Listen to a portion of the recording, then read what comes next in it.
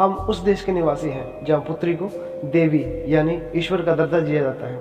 नवरात्रि में कन्या पूजन अपनी श्रद्धा भक्ति के अनुसार हर वर्ग के लोग करते हैं। कन्या को लक्ष्मी कहकर भी आदर प्रकट किया जाता है। ऐसे देश के वासी होकर भी कुछ लोग पुत्री के जन्म पर निराश हो जाते हैं। इसके कई कारण हैं। समाज में पुत्री को पुत्र के बराबर का दर्जा व्यवहार में नहीं दिया जाना। शब्दों से हमारा सभ्य समाज बेटा बेटी के एक समान की बातें करता है, किंतु जब अधिकार देने की बात आती है तो उसे पराया धन कह दिया जाता है, जबकि पुत्री कोई वस्तु नहीं है। हमारे समाज की इज्जत उसके इज्जत से है। आज सरकार के द्वारा बेटियों को बेटों के समक्ष अधिकार दिए जाने के बाद भी जायदाद का वारिस केवल पुत्र को समझा जाता है। इसलिए लोग पुत्र की कामना करते हैं, पुत्र के जन्म पर निराश हो जाते हैं। अपने पहली संतान लोगों को पुत्र ही चाहिए।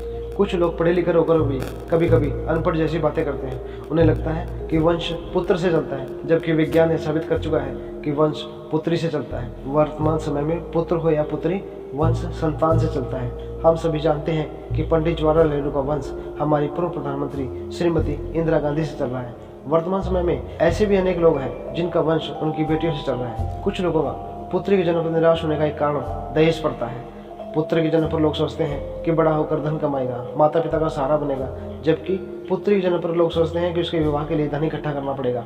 अनेक लोग अपने पुत्र के विवाह में कुछ भी खर्च नहीं करते। वे बहू भोज भी दहेज के पैसे अथवा बहू के गहनों के दिए हुए पैसों से करते हैं। स्वाभाविक रूप से वे पुत्री को घाटे का सौदा और पुत्र को फायदे का सौदा समझते हैं। चाहे पुत्र बड़ा होकर अपराधी बने या पत्नी के कारण माता पिता को छोड़ दे या वृद्धाश्रम पहुंचा दे, पर चाहिए पुत्र ही।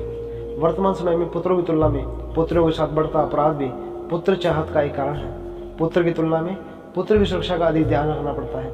आज अनेक ऐसे शिक्षित लोग हैं जो हर कीमत पर पुत्र की कामना करते हैं। कई बार विवशता में वे बढ़ती जनसंख्या और महंगाई की परवाह नहीं करते हुए पुत्र पाने की लालसा में कई पुत्रियों के माता पिता बन जाते हैं। यह उचित नहीं है। मनुष्य का स्वभाव बड़ा अजीब रहा है।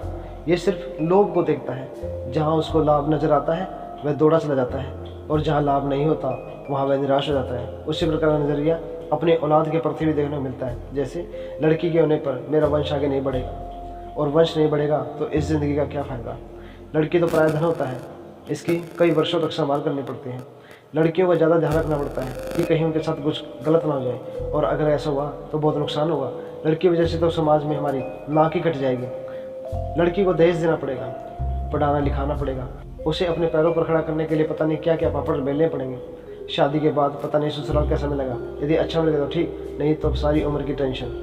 लड़कियों के बच्चों तक की देखभाल करने का जिम्मा सर पर बना रहता है।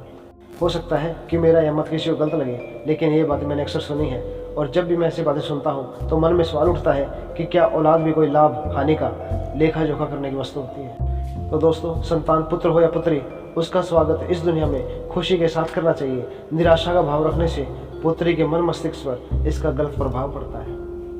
ऐसे ही इंटरेस्टिंग जानकारी के लिए चैनल को सब्सक्राइब करें। धन्यवाद।